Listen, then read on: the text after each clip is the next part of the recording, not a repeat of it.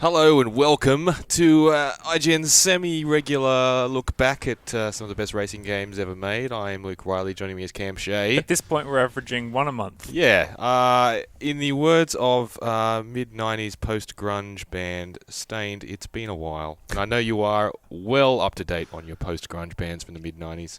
I'm getting there. I'm a slow adopter, late adopter, you might say.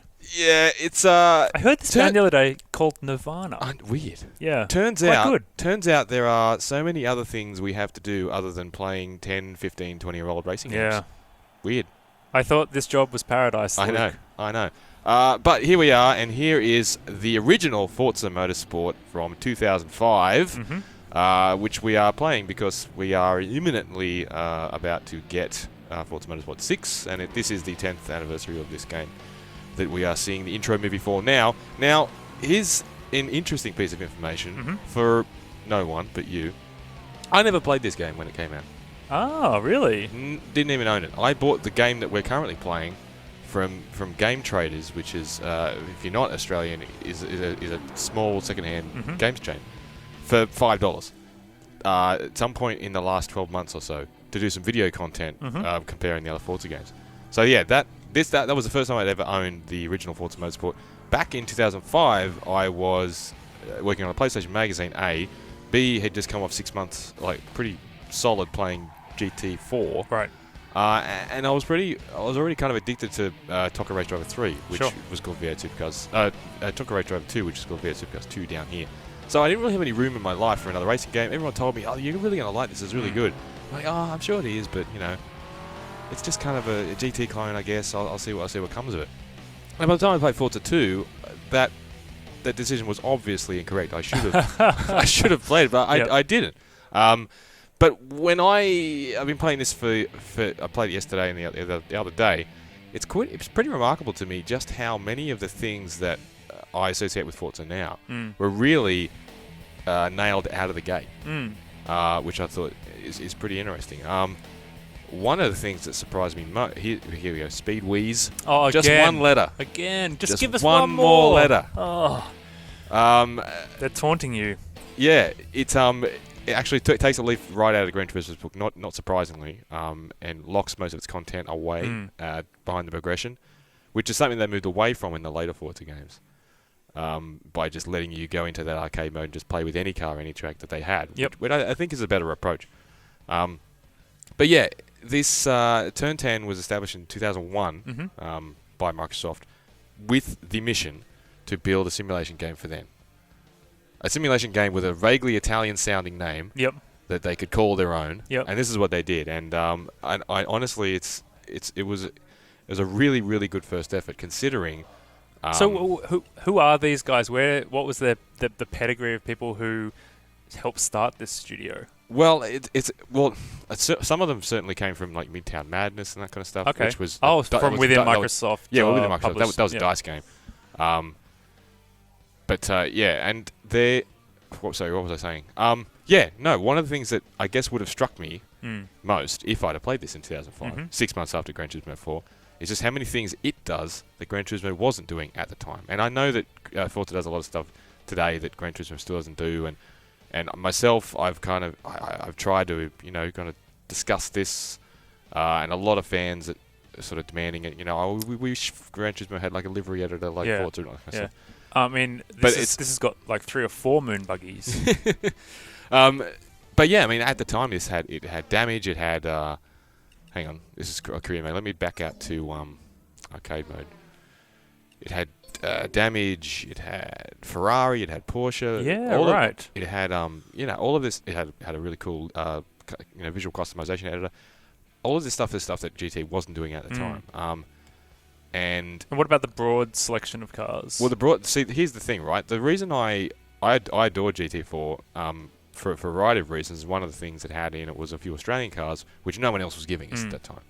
Now, this doesn't have that, but it does have the kind of the kernel of the Forza's approach to car culture, global car culture that it's been doing for the past several iterations. Yeah. Where it seemed to have a more of a fairer representation of cars from all around the place, rather than GT, which honestly, it was 75 to 80% just Japanese Japanese cars. Sure. So actually, no. Yeah, let me back out to the hot laps because the arcade stuff is locked behind some progression walls, which I mentioned. So plenty of tracks. What's the Real breakdown tracks. between real and fantasy? Probably not quite 50-50. A few more fantasy tracks. There's a Rio. Here we go. There's a Rio track which has come back for Forza 6. Oh, okay. That's a big showcase track that they've Yep. been doing a lot of demos for. This is the Blue Mountains Raceway, which is clearly a kind of a riff on Bathurst, an unlicensed riff on Bathurst.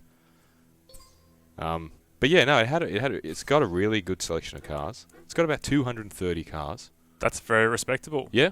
You know, it's easy to say that. It's easy to say, yeah, sure. You know, GT4 had 800, but this is the first. This is their first go. Yeah, I mean, it still took a lot of work to put together a car model in 2005. Well, yeah, it's all relative, like, you know. Yeah. So, you suggested line that, you know, the green line on the track, that was a big thing. I don't know. I should fart around with this stuff. So too much. slightly, not Just line quite on the off. same level of tweakability as the later games. Yeah, not quite, but it's all kind of there, you know. And was this designed to be immediately accessible in the same way as the later games are, or was this really trying to be a simulation first and foremost, or where was the line for you, do you think? I think it was trying to be that game for everyone, basically. Right. Yeah, it's really accessible because they got all those driving aids, but it also has a lot of depth with the tuning.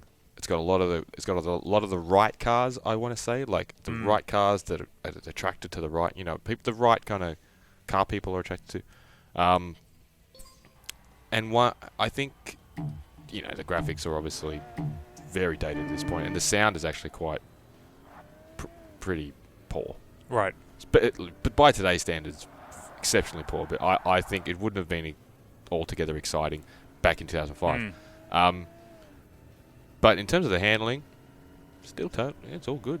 Got a bit of weight. Yeah, it's got a great sense of weight. Well, the Turn 10 guys were very, physics simulation based right from the get-go. So they always took the simulation aspect of the driving very, very seriously. Oh, actually, I wanted to hit a wall as well because I'll go out to the external view. Here's another great little touch that I picked up on, is when you strike a wall.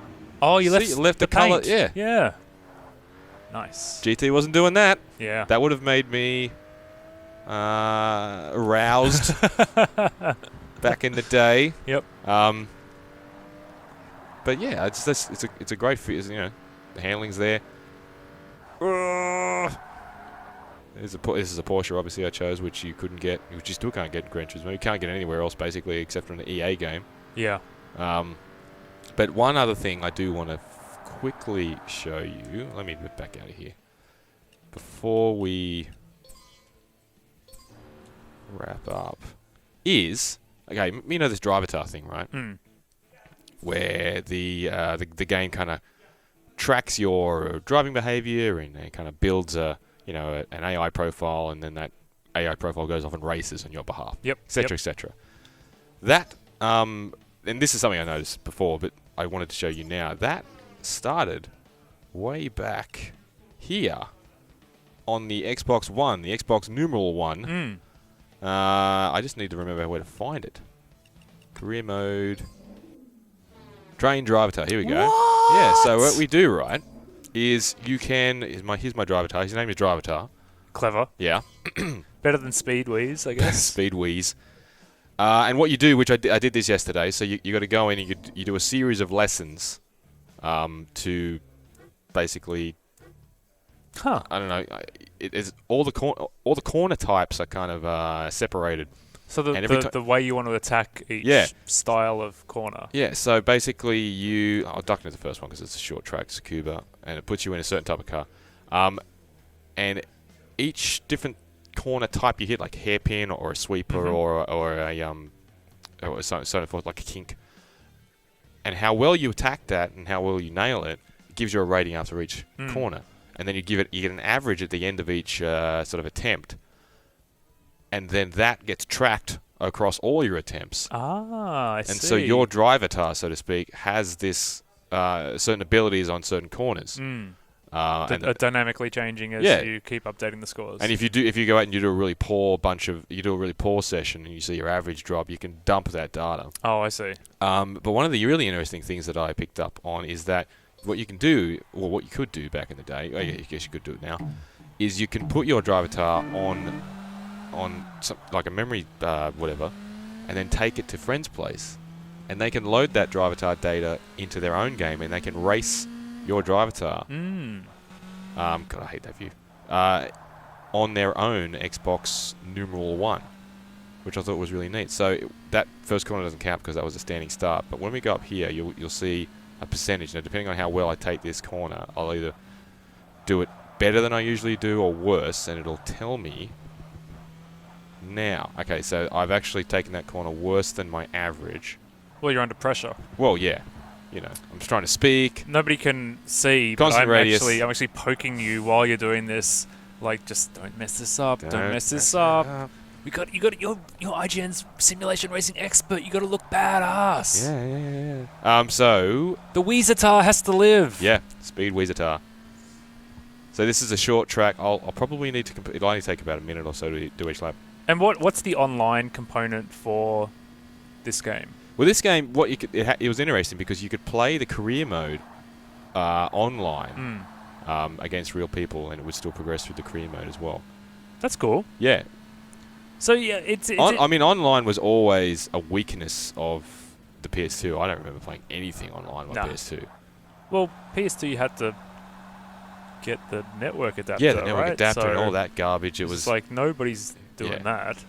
And online. The online racing for Forza has been a big part, been a really big pillar of the experience, and that started way back here.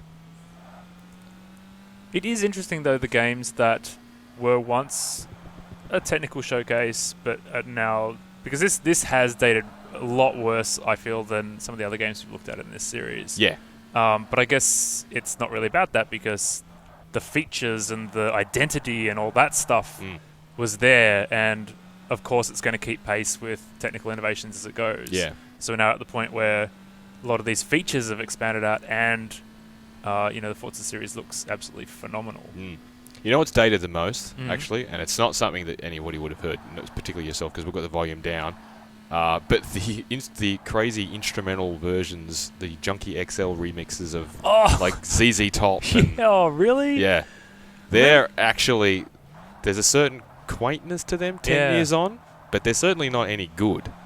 I'm going, after we stop recording, I'm going to sit here and I'm going to play this game for a little while to listen. Because this is back in the day when Junkie XL was the guy who did video game soundtracks. Yeah. I remember, I interviewed him at one point. Oh, is that right? Because he just did so many game soundtracks. He is a name that I do recognize from many a video game soundtrack. Yeah. Look at that, 81%. I'm nailing it, Cam. You're great, Luke. Yeah. I consider you a role model. Oh, that's a really nice thing of you to say, Cam. In racing games and life. So we come up to this final sweeper and we'll cross over the line. You get your 3 laps in. And then I'll get a breakdown of how my performance has trained my drivatar, so to speak, and whether or not I've improved my average in any particular corners or worsened it. And then I actually pitted my drivatar against the AI yesterday afternoon. So that's he crashed on the first corner. Oh, what an idiot! Yeah. So that's kind of the end game. Well, yeah, the end game. It's kind of like GT4 had the. Because obviously you're not really training your drivatar up just to take it around to your friend's place. There's got to be other stuff to it. Yeah. Okay. So here we go. In this case, I've spent about an hour doing this yesterday. So yesterday it was moving around quite a bit because it didn't have a lot of data, and now there's more data there now, so it moves. This is a very accurate Riley graph, if you were. So this is me an hour into 2005's Forza Motorsport, but you said it against the opposition. GT had a thing, or it still did up until GT 5. B-spec mode, where you just send in the AI, right, and it'll race against the opposition. That's right. Yeah, I and remember you'd make money. Forza's had it in as well when you'd hire a driver, but you didn't have to do any of this stuff in the later games.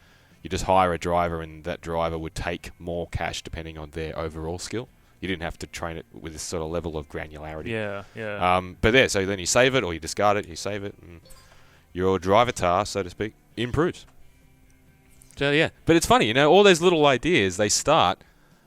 This idea kind of started 10 years ago, and now it's sort of the technology's allowed them to bring it to a place where now we can just track people's performance, without them actually having to do anything. Like you don't have to go to a discrete mode and deliberate, because this thing, your drivatar doesn't learn things from just racing. Right? You have to go to this mode. Yeah, it's very clunky implementation, but the idea is the idea was there, and then 10 years later. Well, actually, we came in Forza 5, but yeah. But that's Forza Motorsport. That is cool. Basically, I've only spent a few days with it, and like I said, I confess that I didn't play it when it first came out. Probably should have. Yep. But you picked up with number 2. Yeah, I picked up with number 2. I played the hell out of that. But yeah, man. There we go. It's good to kind of see where it's come from, because I'm even later coming to the Forza series. I think the first one I really seriously played was 5. Yeah. I played 4 a bit, played 5, played the Horizon games, and I really like it. I really respect what they do, especially since I'm not particularly simulation oriented. I want something that's quite arcadey, and Forza has the ability to be tweaked in any direction you want it to be, really, to find the handling that you want. So yeah, let's see if my drivatar can handle the first corner here before we sign off in my brand new Saab. I think we should train your drivatar to just do these Tacho Tuesdays for us. Well, actually, that might not be a bad idea. That is genius. We'll just send him into other racing games, and we can talk while he races. But as always, if you have any games you want us to exhume from the bargain bins of the world, or indeed our own libraries, hit me up at Mr. Luke Riley on Twitter or at Jazzabration. And yeah, for me, the quirkier and I guess more Japanese or arcade-oriented, probably the better. I'm interested in just revisiting some weird, lesser titles that are ideally still fun now. Yeah. Because that's the thing, is I want an excuse to go back in and play these games for a few hours. Yeah. And for me, if you could... that was hopeless. Look at that. And for me, if you could suggest anything that I was already planning on doing or already own, that would be super helpful. That would totally justify me doing this. But thanks again, and we will speak to you, whenever. As soon as we can. As soon as we can. Yeah, we like doing this. Cheers. Okay, bye.